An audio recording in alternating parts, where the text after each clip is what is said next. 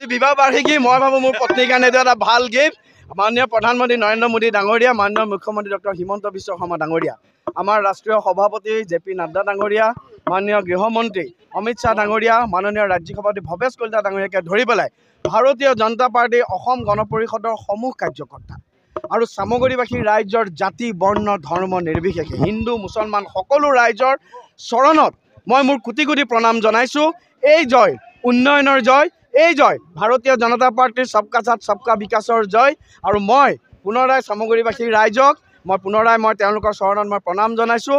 আৰু বাজপেয়ীজীয়ে দেখুৱাই যোৱা যি আদৰ্শ, সেই আদৰ্শ মতে এজন জনপ্ৰতিনিধি হিচাপে কাম কৰিম, এই প্ৰতিশ্ৰুতি মই প্ৰদান কৰিছোঁ।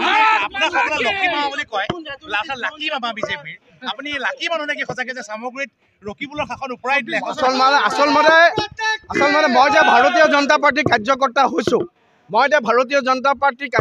সেইটোৱে মোৰ কাৰণে আটাইতকৈ সৌভাগ্যৰ কথা। হয়তো আগতে ভাল কাম কৰিছিলোঁ, ভাৰতীয় জনতা পাৰ্টিত কাম কৰাৰ সৌভাগ্য লাভ কৰিছোঁ। ভাৰতীয় জনতা পাৰ্টি আমি সদায় কওঁ যে ভাৰতীয় জনতা পাৰ্টি ঈশ্বৰৰ দল। এই কাম দেশৰ কাম, জাতিৰ কাম। মই এটাই কথাই ক'ম, ভাৰত মাতা কি জয়, জয় আই।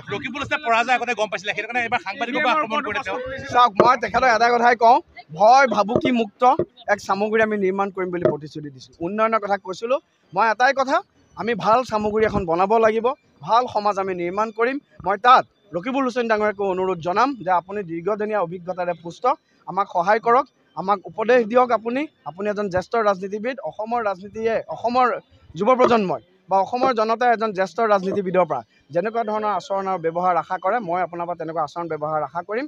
আৰু মই সদায় বাৰম্বাৰ এটা কথা কৈছোঁ, মোৰ কাৰণে ডেম'ক্ৰেচি হৈছে democracy demand discipline mutual respect and tolerance. গণতন্ত্ৰত সহিষ্ণুতা লাগে, এজন আনজনৰ প্ৰতি সন্মানশীল হ'ব লাগে। মই সহিষ্ণুতাৰে সৈতে সদায় ৰাজনীতি কৰি যাম, অসম মাতৃৰ কাৰণে, ভাৰত মাতৃৰ কাৰণে কাম কৰি যাম।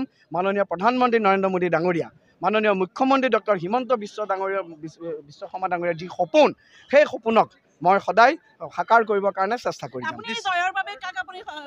প্ৰথমতে মই চামগুৰিবাসী ৰাইজক মই ধন্যবাদ জ্ঞাপন কৰিম।